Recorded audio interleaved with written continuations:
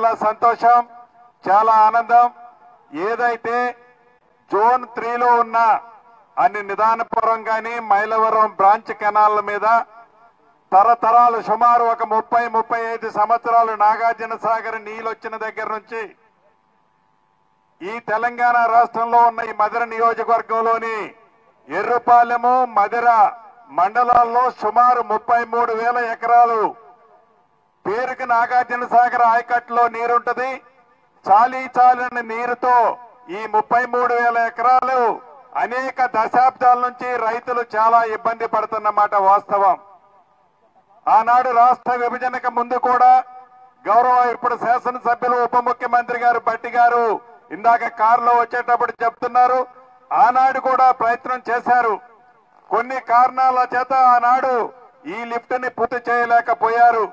ఈనాడు మీ అందరి కష్ట ఫలితంతో వచ్చిన ఈ ఇందిరమ్మ ప్రభుత్వంలో సుమారు 490 కోట్ల రూపాయలతో 33,000 ఆయకట్టు జోన్ 3లోనే కాకుండా దాన్ని జోన్ 2లోకి తీసుకొచ్చి ఆంధ్ర నుంచి మనకి నీళ్లు రాకుండా ఉండే విధంగా అటు గోదావరి నీటు పాలేరుకు వచ్చి పాలేరు నుంచి పాలేరు రిజర్వాయర్కు వచ్చిన తర్వాత అక్కడి నుంచి ఆ నీటితో పాటు కృష్ణా పరివాహక ప్రాంతంలో నీటిని కూడా ఈ జోన్ 2లోకి తీసుకొస్తున్న ఈ 33,000 ఎకరాలు 2 పంటలు సస్యశ్యామలంగా పండించుట కోసం ఈ జవహర్ లిఫ్ట్ ఇరిగేషన్ స్కీము ఈ మధిర నియోజకవర్గంలోని 2 మండల ప్రజలకి ఒక వరప్రసాదము కానుందని కూడా ఈ వేదిక ద్వారా ఈ రైతాంగానికి మనస్ఫూర్తిగా తెలియజేస్తున్నాను.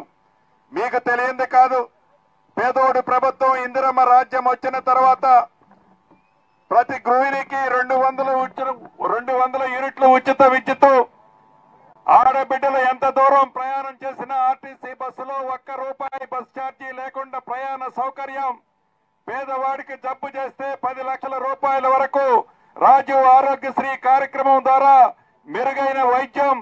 వీటితో పాటు ఉగాది నుంచి గౌరవ ఉత్తమ్ కుమార్ రెడ్డి గారి ఆధ్వర్యంలో గౌరవ ముఖ్యమంత్రి రేవంత్ రెడ్డి గారు సూచనలకి అనుగుణంగా సన్న బియ్యాన్ని దేశంలో ఏ రాష్ట్ర ప్రభుత్వము ఇకపైనా ఈనాడు మన తెలంగాణ పేద తెలంగాణ అయినా అప్పుల తెలంగాణ చేసిపోయినా పేదవాడికి అండగా ఉండాలని ఈ పేదోడి ప్రభుత్వం పేదవాడికి ఎన్ను తట్టి నిలబడాలని ఈ ప్రభుత్వం ఈనాడు సన్న బియ్యంతో పాటు 10 సంవత్సరాలు ఒక్క రేషన్ కార్డు ఆనాట ప్రభుత్వం ఈనాడు మన ప్రభుత్వం పేదవాడికి అర్హులైన అందరికీ రేషన్ కార్డులు ఇస్తూ 10 సంవత్సరాలలో వారు చేసిన నిర్వాహకం వల్ల పేదవాడి కళ ఇంటి కళలాగానే మిగిలిపోయింది.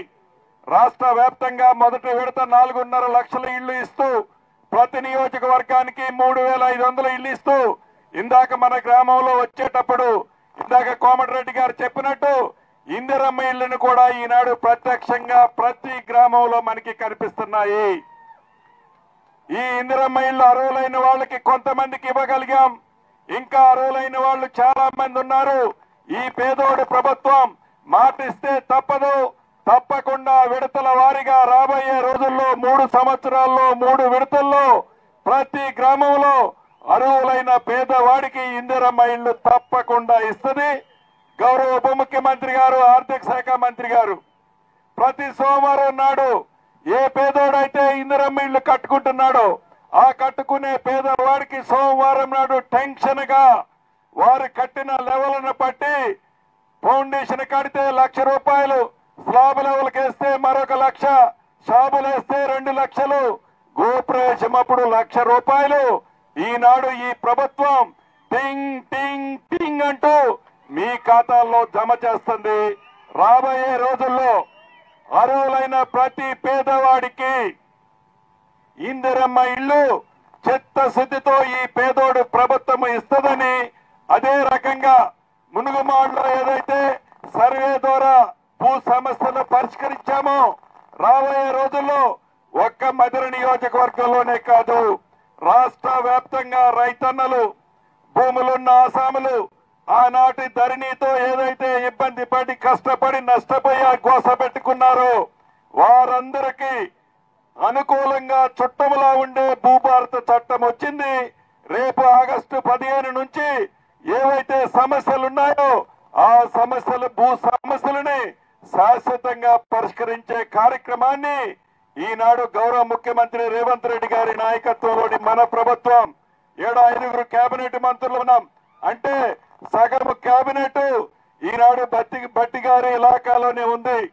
రాబోయే రోజుల్లో ఒక్క మదిరే కాదు, ఒక్క ఖమ్మం జిల్లానే కాదు, రాష్ట్రంలోని నలుమూలల పేదవాడు చల్లగా ఉండటం కోసం, పేదవాడికి అండగా ఉండటం కోసం ఈ ఇందిరమ్మ ప్రభుత్వం పనిచేస్తుందని మనస్ఫూర్తిగా మీ అందరికీ తెలుపుతూ సెలవు తీసుకుంటున్నాను. Thank you very much.